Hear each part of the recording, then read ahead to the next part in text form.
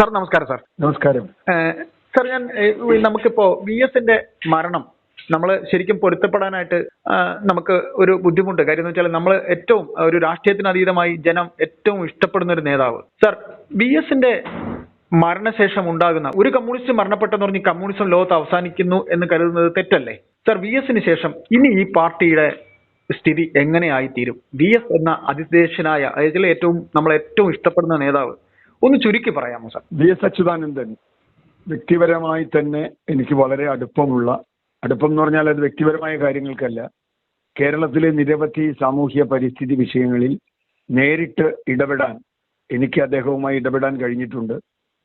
മറ്റൊരു നേതാവിനും ഇത്ര ധൈര്യത്തോടെ തൻ്റെ പാർട്ടിയോ മറ്റ് കെട്ടുപാടുകളോ ഒന്നും കണക്കാക്കാതെ മനുഷ്യന്റെ പ്രശ്നമുണ്ടെങ്കിൽ, പ്രകൃതിയുടെ പ്രശ്നമുണ്ടെങ്കിൽ, അത് മണ്ണായാലും വെള്ളമായാലും വനമായാലും തീരമായാലും അവിടെ വന്ന് ആ ജനങ്ങൾക്കൊപ്പം നിന്ന് അതിന്റെ സംരക്ഷണത്തിനു വേണ്ടി ശബ്ദമുയർത്തുന്ന ഒരു നേതാവ് കേരളത്തിൽ ഇതിനു മുമ്പുണ്ടായിട്ടില്ല. ഇനി അടുത്ത കാലത്ത് ഉണ്ടാകുമോ എന്നും നമുക്കറിയില്ല.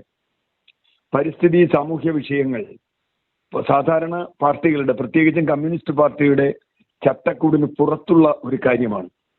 അവരെ സംബന്ധിച്ചിടത്തോളം പാർട്ടി തീരുമാനിക്കുന്നു, സമരം ചെയ്യുന്നു, സമരം അവസാനിപ്പിക്കുന്നു. എന്നാൽ VS അങ്ങനെയായിരുന്നില്ല. കഴിഞ്ഞ 30-35 വർഷമായി കേരളത്തിൽ ജനങ്ങളാണ് രാഷ്ട്രീയ പ്രശ്നങ്ങൾ ഉന്നയിച്ചുകൊണ്ടിരുന്നത്. അത് മണ്ണിന്റെ പ്രശ്നം, വെള്ളത്തിന്റെ പ്രശ്നം, പരിസ്ഥിതിയുടെ പ്രശ്നം, സ്ത്രീകളുടെ വിഷയം, അങ്ങനെ നിരവധി, അഴിമതിയുടെ വിഷയം, ഇതൊക്കെ ജനങ്ങൾ ഉന്നയിക്കുമ്പോൾ ആ വിഷയത്തിൽ കൂടെ നിൽക്കാൻ VSന് മാത്രമേ കഴിഞ്ഞിരുന്നുള്ളൂ, തുറന്നു നിൽക്കാൻ. അങ്ങനെ കഴിഞ്ഞിരുന്ന ഒരു നേതാവ്, ഒരുപക്ഷെ സ്റ്റാലിനിസ്റ്റ് എന്ന് വിമർശിക്കപ്പെട്ടിരുന്ന, എന്നാൽ ഏറ്റവും തുറന്ന ഹൃദയത്തോടെ പുതിയ പുതിയ കാര്യങ്ങൾ പഠിക്കാൻ തയ്യാറായ ഒരു കമ്മ്യൂണിസ്റ്റ് ആയിരുന്നു VS. ലോകത്തൊക്കെ തന്നെ കമ്മ്യൂണിസ്റ്റ് പ്രസ്ഥാനങ്ങൾ തകർന്നതിന്റെ ഒരു കാരണം അവരുടെ വിമർശനം, സ്വയം വിമർശനം ഇല്ലാതായി എന്നതാണ്. ഏതെങ്കിലും ഒരു നേതാവിലേക്ക്, ഒരു വ്യക്തിയിലേക്ക് അധികാരം മുഴുവൻ മാറുകയും അതിന്റെ ഫലമായി ചോദ്യം ചെയ്യപ്പെടാത്ത രാജാധികാരം പോലൊരു നേതാവ് വളർന്നു വരികയും, അങ്ങനെ വരുമ്പോൾ ആ പ്രസ്ഥാനം തകർന്നു പോകും. അതാണ് ലോകത്ത് മുഴുവൻ അനുഭവം. അത് സോവിയറ്റ് യൂണിയനിലാണെങ്കിലും അല്ലെങ്കിൽ കിഴക്കൻ യൂറോപ്പിലാണെങ്കിലും മറ്റു പല രാജ്യങ്ങളിലും. ആ അനുഭവം കേരളത്തിൽ ഉണ്ടാകാതിരിക്കും എന്ന പ്രതീക്ഷയാണ് VS നമുക്ക് നൽകിയത്. കാരണം പാർട്ടി നേതൃത്വവും അല്ലെങ്കിൽ പാർട്ടി നേതൃത്വം നൽകുന്ന ഭരണ നേതൃത്വവും പലപ്പോഴും തെറ്റായ വഴികളിലേക്ക് പോകുമ്പോൾ, ഇതല്ല ശരി, ഇവിടെ ഇതാ ഇങ്ങനെ പ്രശ്നങ്ങളുണ്ട്, പ്രാന്തവൽക്കരിക്കപ്പെട്ട മനുഷ്യരുണ്ട്, അല്ലെങ്കിൽ അരികുവൽക്കരിക്കപ്പെട്ട മനുഷ്യരുണ്ട്, ജീവിതമുണ്ട്, പ്രശ്നങ്ങളുണ്ട് എന്ന്. അത് ലോട്ടറിയുടെ വിഷയത്തിലൊക്കെ നമ്മൾ വളരെ വ്യക്തമായി കണ്ടതാണ്. മൂന്നാർ വിഷയത്തിലും മതികെട്ടാൻ വിഷയത്തിലുമൊക്കെ. അങ്ങനെയുള്ള ഒരു നേതാവ് പാർട്ടിയെ കറക്റ്റ് ചെയ്യാൻ പരമാവധി ശ്രമിച്ച ഒരാളാണ്. ജനങ്ങളുടെ പക്ഷത്ത് നിന്നുകൊണ്ട് പാർട്ടിയെ കറക്റ്റ് ചെയ്യുക. നമുക്കറിയാം 2006 എല്ലാവരും ഓർക്കുന്ന ഒരു കാര്യമാണ്. കാരണം VSന് സീറ്റ് നിഷേധിച്ചു. പിണറായി വിജയൻ മത്സരിക്കാൻ കഴിയില്ല, അതുകൊണ്ട് VS മത്സരിക്കേണ്ട എന്നൊരു തീരുമാനമെടുത്തു. ആ തീരുമാനമെടുത്തപ്പോൾ അന്ന് അതിനെതിരെ പ്രതികരിച്ചത് പാർട്ടിക്കാരായിരുന്നില്ല, സാധാരണ ജനങ്ങളാണ്.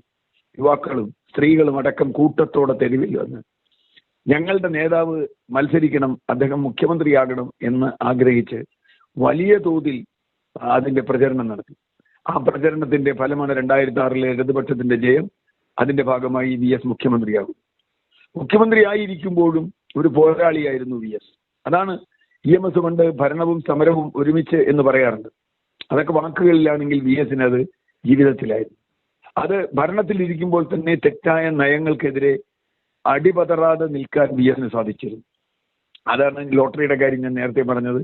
HMT ഭൂമി ഒരു കുത്തകയ്ക്ക് കൈമാറാൻ തീരുമാനിച്ചപ്പോൾ അതിനെതിരെ നിലപാടെടുക്കുക, ADB വായ്പ എടുക്കുന്ന സർക്കാരിന്റെ നയത്തിനെതിരായി മുന്നോട്ട് പോവുക, ഇങ്ങനെ നിരവധി നിരവധി നിരവധി കാര്യം.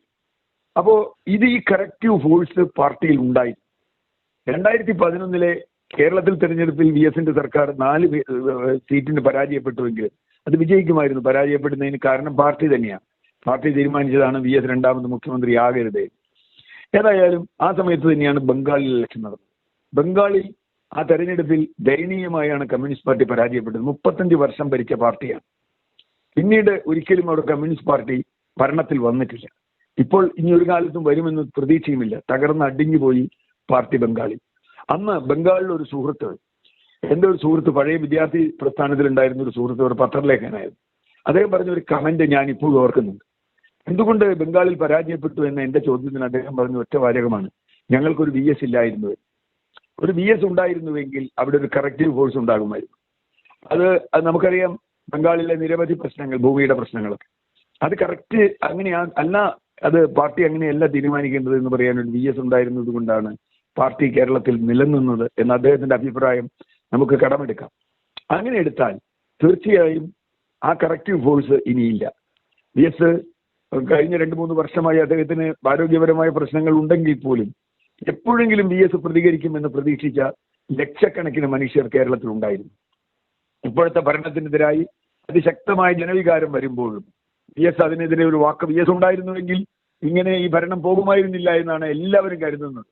കാരണം അദ്ദേഹത്തിന്റെ പുതിയ വിഷയങ്ങൾ കൈകാര്യം ചെയ്യാനുള്ള കഴിവും പുതിയ പ്രതിസന്ധികളെ മുന്നോട്ട് കൊണ്ടുപോകാൻ. ഞാൻ ഒറ്റ ഉദാഹരണം പറയാം. വെള്ളാപ്പള്ളി നടേശൻ ഈ കഴിഞ്ഞ ദിവസങ്ങളിൽ നടത്തിയ പ്രസ്താവനകൾ നിങ്ങൾ ഓർക്കുക. കേരളത്തിലെ ഇടതുപക്ഷത്തിന്റെ അല്ല, കേരളത്തിന്റെ മതേതര ഘടനയെ തന്നെ തകർക്കുന്ന ഒന്നായിരുന്നു അദ്ദേഹത്തിന്റെ പ്രസ്താവന. കാരണം ഭൂരിപക്ഷം, ന്യൂനപക്ഷം തുടങ്ങിയ വർത്തമാനങ്ങൾ, ആ വർത്തമാനങ്ങൾ VSന് ശക്തി ഉണ്ടായിരുന്നുവെങ്കിൽ അതിനെതിരെ കേരളത്തിൽ ആഞ്ഞടിക്കാൻ ശേഷിയുള്ള ഒരേ ഒരു നേതാവ് VS ആയിരുന്നു. അദ്ദേഹം വിടില്ലായിരുന്നു. അദ്ദേഹം അപ്പം തന്നെ മറുപടി പറയും. ഇതിനു മുമ്പ് തന്നെ വെള്ളാപ്പള്ളി നടേശനോട് ഒരു മയവുമില്ലാതെ നിന്ന് പ്രതികരിച്ച നേതാവാണ് VS. വെള്ളാപ്പള്ളി ചെയ്യുന്ന ഒരു ധർമ്മം എന്താണെന്ന് VSന് അറിയാം, നമുക്കിന്നറിയാം. കാരണം CPM തകരുകയും അങ്ങനെ തകർന്നാൽ CPMലെ പിന്നോക്ക വിഭാഗങ്ങളെ ഒറ്റയടിക്ക് BJPയിൽ എത്തിക്കുക, അതിന് പാലം നിർമ്മിക്കുക, മകനെ അപ്പുറത്ത് നിർത്തിയിട്ടുണ്ട്, ഇപ്പുറത്ത് നിന്നുകൊണ്ട് ആ ആട്ടിത്തെളിക്കൽ അത് CPMനെ ഇല്ലാതാക്കും. നമുക്കറിയാം, കഴിഞ്ഞ പാർലമെന്റ് തെരഞ്ഞെടുപ്പിൽ ആലപ്പുഴയിലും കൊല്ലത്തും പല സ്ഥലങ്ങളിലും CPMന്റെ വോട്ട് വലിയ തോതിൽ ഒഴുകി BJPയിലേക്ക് പോയത്.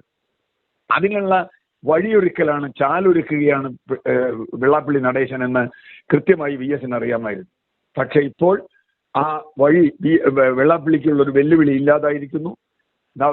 പിണറായി വിജയൻ എന്ന മുഖ്യമന്ത്രിയുടെ നവോത്ഥാന നായകനാണ് വെള്ളാപ്പള്ളി എന്ന് അറിയുക. എന്ന് പറഞ്ഞാൽ അതാണ് പാർട്ടിയുടെ നയം. അത് പാർട്ടിയെ വലിയ തോതിൽ നാശത്തിലേക്ക് നയിക്കും. കേരളത്തിലെ പാർട്ടിയിൽ വിശ്വസിക്കുന്ന ലക്ഷക്കണക്കിനായ മനുഷ്യർക്ക് ഒരു പ്രതീക്ഷ ഇല്ലാതാക്കുന്ന തരത്തിലാണ് VS നമ്മോട് വിട പറയുന്നത്. അത് അഴിമതിയിലേക്ക് പാർട്ടിയെ ലാവലിൻ പോലെയുള്ള അഴിമതികളിൽ VS ഉറച്ച നിലപാടെടുത്തിരുന്നു. അതുപോലെയുള്ള കാര്യങ്ങൾ ഇനി പറയാൻ ആരുമില്ല. ജനങ്ങൾക്കൊപ്പം നിൽക്കാൻ ആരുമില്ല, സാധാരണ ജനങ്ങളെ സംബന്ധിച്ചിടത്തോളം. അതുകൊണ്ടാണ് VS പറഞ്ഞ രാഷ്ട്രീയം മനസ്സിലാക്കിയത് പാർട്ടിയല്ല ജനങ്ങളായിരുന്നു എന്നൊക്കെ നമുക്ക് പറയേണ്ടി വരുന്നത്. ജനങ്ങളുടെ രാഷ്ട്രീയം പറയാൻ പാർട്ടിക്കകത്ത് ആളില്ല എങ്കിൽ പാർട്ടി ജനങ്ങളിൽ നിന്ന് പോകും. MN വിജയൻ മാസ്റ്റർ കമന്റ് ഞാൻ കടമെടുക്കുന്നു.